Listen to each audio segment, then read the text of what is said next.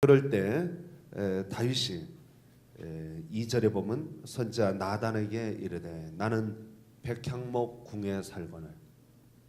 그 당시에 가장 아름다운 집, 가장 좋은 집은 이 백향목으로 지은 집인데, 이 백향목은 두로와 시돈에서부터 두로의 히람 왕이 보내준 그 나무를 가지고 자기 집을, 궁전을 아주 멋있게 지었습니다. 그 궁전에서 이렇게 호요호식하면서 평안하게 살고 있는데, 하나님의 괴는 휘장 가운데 있구나. 휘장이라는 것은 천막 가운데 있구나. 이스라엘 백성들이 애굽에서 나와서 광야 생활할 때 텐트를 치고 살았거든요. 휘장입니다. 그 텐트에 법궤를 두었는데 여전히 하나님의 법궤는 텐트 가운데 있구나 하는 것을 고백하고 있습니다. 다윗이 그러한 모습을 보면서 이건 이래서는 안 되겠다. 하나님의 전을 내가 지어야 되겠다 라는 생각을 가집니다.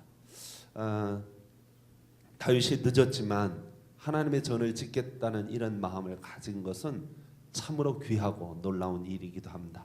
보통 사람들이 힘들고 어려울 때 하나님을 찾습니다. 괴로울 때, 힘들 때, 아플 때, 문제가 있을 때 하나님 앞에 나와서 머리 숙이고 기도하다가도 모든 문제가 풀어지고 해결되어지고 형통해지고 잘 나가기 시작하면 흔히 하나님을 잊어버리는 경향이 많습니다. 오늘 우리들도 참 일제시대 때 6.25 때는 하나님 앞에 나와서 우리 성도들이 뭐 수가 많건 적건 간에 우리 신앙의 선배들이 엎드려서 새벽 기도하고 늘 기도에 힘썼습니다. 그런데 삶의 형편이 점점 나아지니까 기도하는 그런 운동들이 다 이제는 죽어지고 없어졌어요. 우리 교회도 처음 이 교회를 할 때 처음 장로님들, 처음 권사님들은 정말 기도에 열심히 했어요. 장로님 되면 무조건 기도하는 줄 알았어요. 권사님 되면 무조건 기도하는 줄 알았어요. 근데 지금은 그런 게 없어졌어요. 전부 다 살기 좋아졌어요. 모든 형편이 좋았어요. 그래서 이제 점점 기도하는 일을 게을리하게 되고 영적인 일에 대하여 별 관심을 가지지 않기 시작했습니다. 다윗은 형편이 좋아질 때 오히려 하나님을 기억했어요. 여호와를 기억했습니다. 이 얼마나 귀한 일입니까? 그는 그 왕자리에서 모든 것이 형통하고 평안할 때 얼마든지 떵떵거리며 자기를 누리고 즐길 수도 있었습니다. 보통 왕이 되면은 그 당시에 이집트의 왕, 바벨론의 왕, 모든 왕들이 자기를 신격화했습니다. 뭐 지금 북한의 김정은이나 김일성 부자 이 세습 체제가 다 그렇게 하잖아요. 신격화하는 것 같고 똑같았습니다. 과거의 왕들은, 그 고대의 왕들은 다 자기를 신격화하고 자기를 우상화했던 것입니다. 다윗도 얼마든지 그럴 수가 있습니다. 모든 원수를 다 파했습니다. 이제 더 이상 높아질 곳이 없습니다. 높아질 곳이 없을 때 사람들은 신이 되려고 합니다. 바벨탑을 쌓았던 인간도 그렇습니다. 처음에 낮은 자리에 있을 때는, 처음 좀 그 사람들에게 인정받지 못하고 어린 밑에 있을 때는 하나님 앞에 겸손하고 엎드려 막 열심히 충성도 하고 봉사도 하고 섬김도 하다가 점점 높아지면 그 다음부터 그런 것이 없어져요. 흔히들 그렇게 돼요. 그래서 직분 받기 전에는 굉장히 충성스러워요. 근데 직분을 받고 나면 기도 무슨 상관이 있나? 교회 무슨 상관이 있어? 이제 내가 올라갈 만큼 다 올라왔는데. 이래서 하나님 앞에서 영적으로 바로 서지 못하고 교만하여 넘어지는 경우가 종종 있습니다. 이단되는 이유가 뭐 때문이겠어요? 이단들이요, 처음부터 이단되는 게 아닙니다. 교회 안에서 옛날에 뭐 박태선이니 뭐 이런 사람들, 이단들이요, 처음에는 정말 훌륭한 분들이었어요. 정말 하나님 앞에 쓰임 받는 것 같은 그런 느낌이 나올 정도로 정말 훌륭한 분들이고 기도 생활, 영성 생활 열심히 하던 분들이었어요. 그런데 사람들이 와서 그를 칭찬해주고 인정해주고 높은 자리에 자꾸 올라가다 보니까 자기가 동방의 감람나무다 이러고 떵떵거리기 시작하는 거예요. 마침내 자기를 신격화하는 거죠. 그래서 이단이 되는 거예요.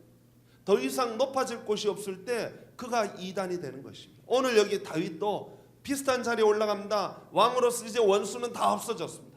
나라는 평안해졌습니다. 자기는 백향목궁에 거합니다. 부족한 게 없잖아요. 모자란 게 없잖아요. 이제 뭐만 남았어요?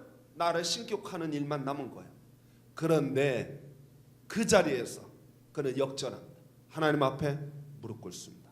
하나님 앞에 나와서 머리를 숙입니다. 나는 백향목궁에 거하거늘, 나는 이렇게 좋은 집에 거하거늘 하나님은 천막에 있구나. 그러면서 하나님 앞에 겸손하게 엎드리는 것입니다. 다윗이 훌륭한 임금이 될 수 있었던 것은 바로 그렇게 자기 자신을 돌이켜보고 낮은 모습으로, 겸손한 모습으로 그렇게 낮아졌기 때문에 그가 훌륭한 성군이 된 것입니다. 보통 그런 말 있잖아요. 개구리 올챙이 시절을 기억 못한다고. 다윗은 시 139편에서 하나님이여 나를 살피사 내 마음을 아시며 나를 시험하사 내 뜻을 아옵소서. 내게 무슨 악한 행위가 있나 보시고 나를 영원한 길로 인도하소서. 그렇게 노래하고 있습니다. 다윗은 늘 자기를 돌이켜봤어요. 유교에서도 그런 말을 하잖아요. 하루 3번 자기를 돌이켜보고 반성하면 성인이 된다. 군자가의 길이 바로 그런 길이라고. 성도 여러분, 다윗은 자기를 돌이켜볼 줄 알았어요. 그런데 오늘 여기 너무나 귀한 결정을 했습니다. 하나님의 전을 짓겠다 그렇게 결정하고 나단 선지자에게 말을 하니까 나단 선지자도 야, 너 정말 훌륭한 생각이다 그렇게 칭찬하고 나단 선지자가 돌아가서 기도해 보니까 아니에요. 하나님이 내가 언제 내 집 지어달라 그랬냐? 나 원하지 않는다. 그래서 나단 선지자가 늦었지만 다윗에게 찾아가서 하나님이 원치 않습니다. 하나님이 당신에게 이 전을 짓는 것을 허락하지 않습니다.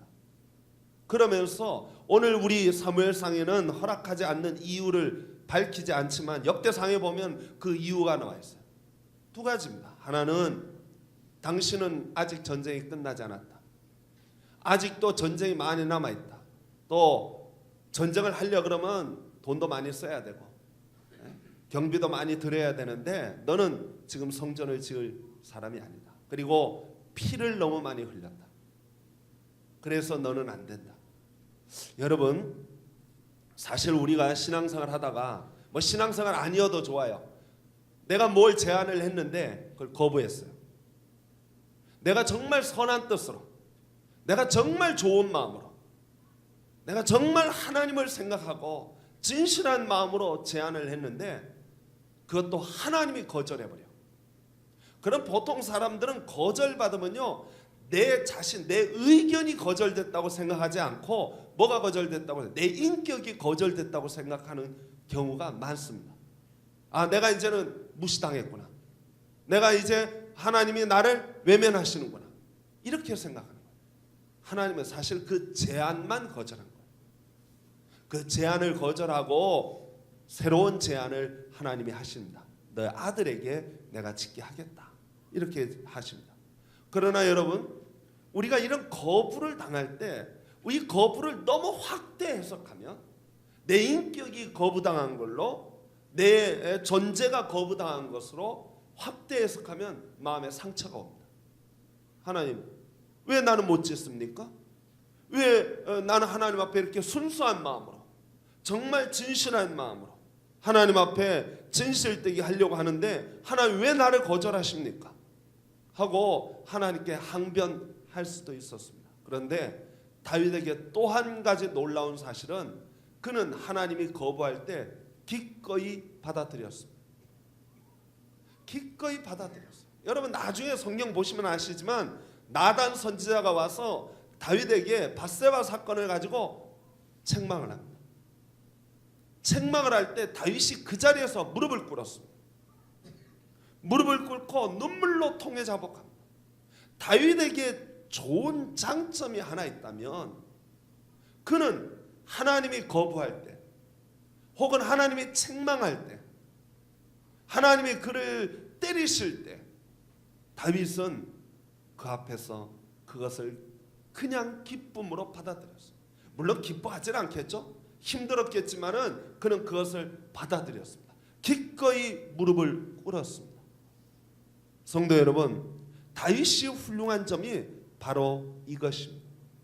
하나님이 다윗을 성군으로 삼아 주신 것은 하나님이 좋은 말 할 때만 따르는 것이 아니라 하나님이 나쁜 말 할 때, 하나님이 거부할 때, 하나님이 책망할 때, 하나님이 때리셔서 그 아들을 죽이실 때 다윗은 순종했습니다. 따라갔습니다. 다윗이 훌륭한 임금이 된 것은 바로 그것입니다. 바로 그거예요. 하나님이 그러한 다윗을 보시고 그에게 축복해 주십니다. 오늘 여기 본문 9절 말씀부터 이런 말씀이 있습니다. 내가 가는 모든 곳에서 내가 너와 함께 있어 내 모든 원수를 내 앞에서 멸하였은즉 땅에서 위대한 자들의 이름같이 내 이름을 위대하게 만들어 주리라. 내가 또 내 백성 이스라엘을 위하여 한 곳을 정하여 그를 심고 그를 거주하게 하고 다시 옮기지 못하게 하며 악한 종류로 전과 같이 그들을 해하지 못하게 하여 전에 내가 사사에게 명령하여 내 백성 이스라엘을 다스리던 때와 같지 아니하게 하고 너를 모든 원수에게서 벗어나 편안히 쉬게 하리라. 여호와가 또 내게 이르노니 여호와가 너를 위하여 집을 짓고 내 수완이 차서 내 조상들과 함께 누울 때 내가 내 몸에서 내 실을 내 뒤에 세워 그의 나라를 견고하게 하리라.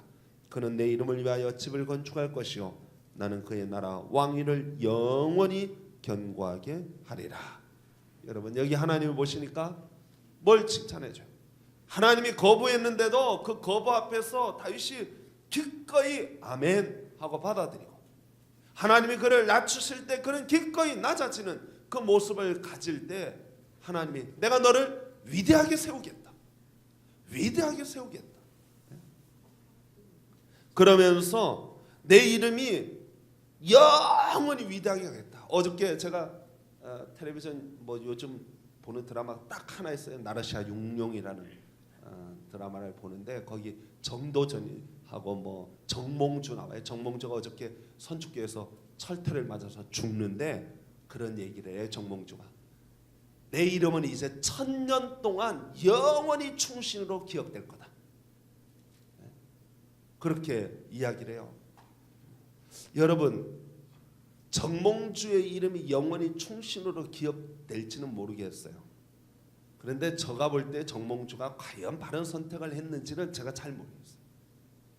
그러나 오늘 여기 다윗은 하나님께서 그 이름을 영원히 기억하게 하겠다. 여러분 이스라엘 역사의 모든 임금들을 평가할 때 평가 기준이 뭔지 아십니까? 다윗입니다. 다윗과 같았더라 하면 칭찬이에요. 다윗과 같지 않더라 하면은 그것은 책망입니다. 모든 평가 기준이 다윗입니다. 다윗의 뒤를 따랐더라 하면 훌륭한 왕이에요. 다윗의 뒤를 따르지 않더라 하면 악한 왕이에요. 성도 여러분, 저와 여러분도 하나님 앞에서 야, 이 성도만 같아라, 이 사람만 같아라 하는 칭찬을 받을 수 있는 성도가 되기를 소망합니다. 모든 사람이 다 다윗 같지는 않아요. 다윗의 뒤를 따르지 않은 왕들이 훨씬 많습니다. 악한 왕들이 많아요. 그런데 하나님은 다윗 그 사람은 칭찬하셔서 그의 집안을 영원히 있게 하셔요. 성도 여러분, 바깥 어두운 데 슬피 울며 이를 가는 사람이 있어요. 두 사람이 맷돌 가다가 한 사람이 버림을 당하고 두 사람이 밭을 갈다가 한 사람은 버림을 당하는 거예요. 저와 여러분들이 하나님이 칭찬하시고 인정하시는 표준적 사람이 되어질 수 있기를 축원합니다. 그 어려운 일이 아니에요. 헌금을 많이 하고 막 헌금기에다가 돈을 막 쭉 쏟아가지고 와르르 헌금 쏟아지게 하는 게 아니고 훌륭한 일을 업적을 남기는 거 그런 것이 아니라 뭐냐? 하나님 앞에서 겸손한 거. 하나님 앞에서 낮아진 모습을 가진. 하나님이 야단치시고 책망할 때 기꺼이 머리 숙일 줄 아는 사람, 어찌 보면 하나님이 인정하는 사람은 굉장히 간단합니다. 나중에 히스기야 같은 훌륭한 임금도 하나님이 크게 야단치실 때 그가 하나님 앞에서 눈물로 통곡해요. 오늘 여기 다윗을 하나님이 영원히 위대하게, 내 이름을 위대하게 만들어 줄 것이다 하고 11절에 보면 11절 마지막 부분에 여호와가 너를 위하여 집을 지으리라. 다윗이 하나님을 위하여 집을 짓겠다고 했더니 하나님께서 아니야 내가 너를 위하여 집을 지어줄 것이다. 이 집은 우리가 생각하는 이런 어떤 겉모습의 집을 얘기하는 것이 아니라 다윗 집안의 계계승승대대로 하나님께서 그 집안을 보존하여 왕가로 지켜줄 것이다 하는 그런 뜻이에요. 그리고 11절에 또 이런 말씀이 있어요. 내 너를 모든 원수에게서 벗어나 편히 쉬게 하리라. 여러분, 우리 신앙생활 할 때 마음의 평안처럼 좋은 게 없습니다. 이 평안이 있으면 확신이 와요. 하나님이 나와 함께 하신다. 수술 받으러 들어갈 때 마음의 평안이 있으면 뭐가 있어요? 확신이 있는 거예요. 하나님이 나를 지켜주시겠구나. 그런 확신이 있는 거죠. 그런 평안함이 어떤 환경, 사방으로 우겨쌈을 당하고 거꾸러뜨림을 당하여도 마음에 세상이 빼앗아갈 수 없는 하나님의 평안이 있을 때 여간 채소를 먹어도 기쁘고 즐거운 것입니다. 성도 여러분, 저와 여러분들의 삶에도 이러한 평안이 있기를 소망합니다. 하나님의 축복이 자녀손 대대 천대 만대에 끊어지지 않고 하나님의 축복이 이어지기를 축원합니다. 그래서 12절에 내 몸에서 날 내 씨를 내 뒤에 세워 그의 나라를 견고하게 하리라. 그렇게 말씀해 주십니다. 이렇게 말씀해 주시니까 다윗이 거기서 감사의 기도를 드려요. 18절 말씀부터 다윗 왕이 여호와 앞에 들어가 앉아서 이르되 주 여호와여 나는 누구이오며 내 집은 무엇이기에 나를 여기까지 이르게 하셨나이까. 여러분 기억하시죠? 사무엘이 다윗을 집에 이새의 집에 찾아가서 기름 부으려고 할 때 다윗 아버지 이새가 큰아들 엘리압 내오고 둘째, 셋째, 넷째, 다섯째, 여섯째, 일곱째까지 내놔도 여덟째 아들 막내 아들 다윗은 내놓지 않았어요. 얘는 아니다. 아버지가 이미 필터링한 거예요. 얘는 아니다. 그래서 안 내놨어요. 하나님이 사무엘이 다윗을 내놔라. 또 아들 없냐? 하고 요구할 때 비로소 다윗을 내놨어요. 그러니까 다윗이 얼마나 집안에서 천덕꾸러기처럼 살았는지 시편 27편 10절 말씀에 다윗이 시를 지을 때 이렇게 시를 지었어요. 내 부모는 나를 버렸으나 여호와는 나를 영접하셨다.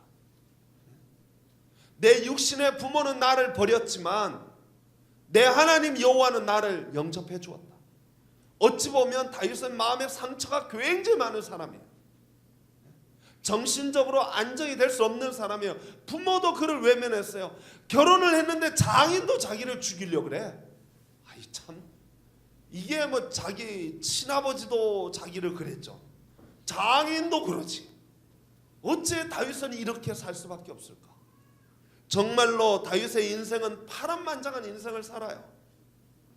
나중에 보면 아시겠지만 그의 아들들이 여러 명 있는데 큰아들, 둘째, 셋째, 넷째까지 다 다윗에게 반발을 해요. 그런 다윗이 오늘 여기 나 같은 게 뭔데, 세상 사람들 친부모도 나를 외면하고 장인도 나를 외면하고 아들들도 나를 외면하는데 나 같은 게 뭔데 하나님이여 나를 이렇게 귀히 여기시고 나를 중히 여기십니까? 나를 왕이 되게 하셨습니까? 그래서 그는 일평생 누구의 은혜를 잊지 않냐면 나를 영접한 분은 하나님이시다. 나를 세워주신 분도 하나님이시다.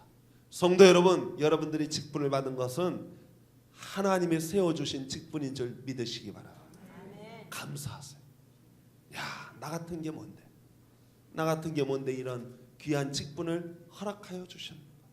그리고 그 은혜에 감사할 줄 아는 성도. 이게 다윗이에요. 다윗. 2월달 누구들 기도하는 달이라고 그랬죠? 권사님들. 근데 지독히도 안 나와. 아주 징글징글하게 안 나와. 예? 정말 가슴이 답답해요. 예? 어느 장로님이 저보고 그러더라. 오늘 수요 예배 때 야단을 그냥 빡시게 시키세요. 예?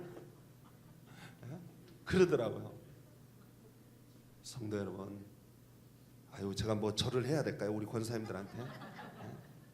제발 좀 기도합시다 같이. 예? 같이 기도하고 하나님의 은혜를 알고 그 사랑을 알 수 있기를. 예? 다윗이 또 감사합니다. 25절 말씀에 보니까 이런 말씀이 있어요. 여호와 하나님이여 이제 주의 종과 종의 집에 대하여 말씀하신 것을 영원히 세우셨사오며 말씀하신 대로 행하사. 지금 하나님께서 다윗에게 막 축복을 18절부터 24절까지 쫙 축복을 해주시는데 사실 솔직히 말하면 한 개도 이루어진 게 없어요. 한 개도. 다 약속이에요. 약속이에요. 이걸 성경학자는 다윗 언약이라고 해요. 약속해 주신 거예요. 계속 약속해 주셨는데 25절에 다윗은 뭐라 그랬냐면 그걸 과거형으로 말하고 있어요.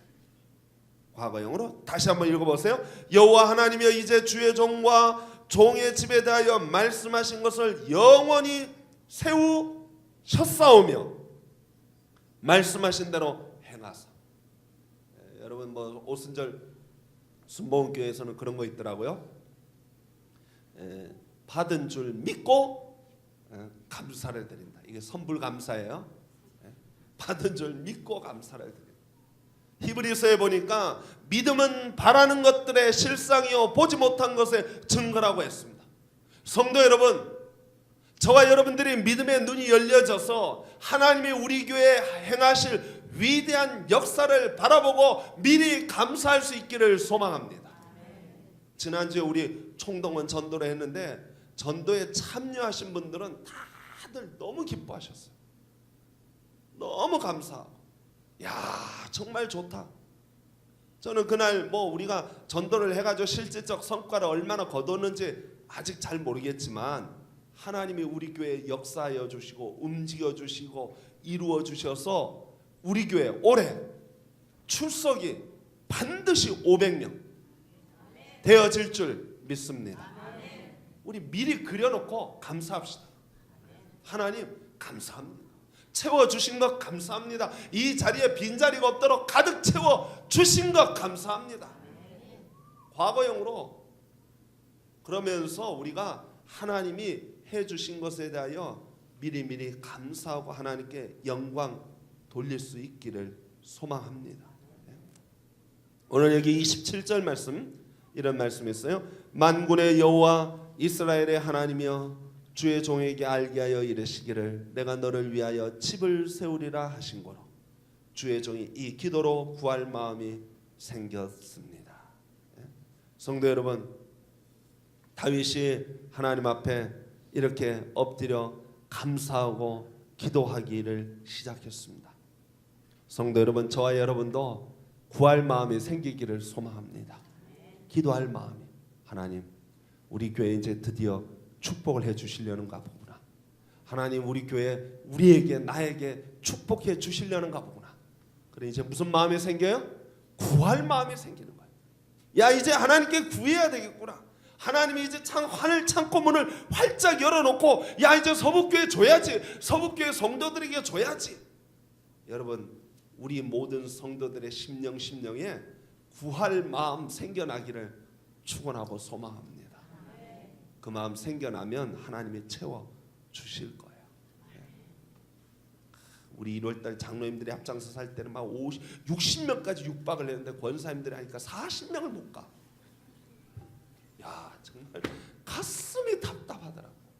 우리 권사님들이 거의 다 합치면 100여 명이 가까이 되는데 세상에 어떻게 이럴 수가 있을까.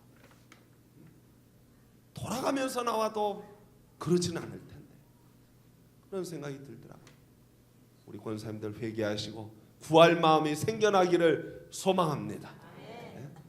구할 마음이 생겨서 하나님 복을 주시겠다고 하나님 약속하시고 다 계획하시고 결정하셨는데 우리 성도들이 받을 분들이 그릇 준비를 안 하고 있어요. 정말 우리 그릇 준비하여 축복받아 누릴 수 있는 우리 모든 성도들 되기를 소망합니다. 내일 아침 볼게요. 같이 기도하고 하나님 앞에서 응답받는 우리 모든 성도들 되기를 축원합니다. 기도하겠습니다. 하나님 아버지 감사합니다. 주께서 저희들을 사랑하시고 은혜 베푸셔서 하나님 우리에게 복 주시고자, 하나님 우리에게 은혜 주시고자, 하나님 우리에게 모든 문을 열어주시고자 하시는데 주님 저희들에게 구할 마음 허락하여 주시옵소서. 하나님 앞에 엎드려 기도할 마음 생기게 하여 주옵시고 하나님 앞에 엎드려 매달림으로 30배, 60배, 100배의 놀라운 축복들이 열매들이 거두어지게 하여 주시옵소서. 우리 권사님들 기도하는 권사님들로 그 자리에 세워주시고 하나님 축복하여 주시어서 하늘의 놀라운 상급을 날마다 받아 누릴 수 있는 저희들 되게 하여 주옵소서. 예수님 이름으로 기도하옵나이다. 아멘.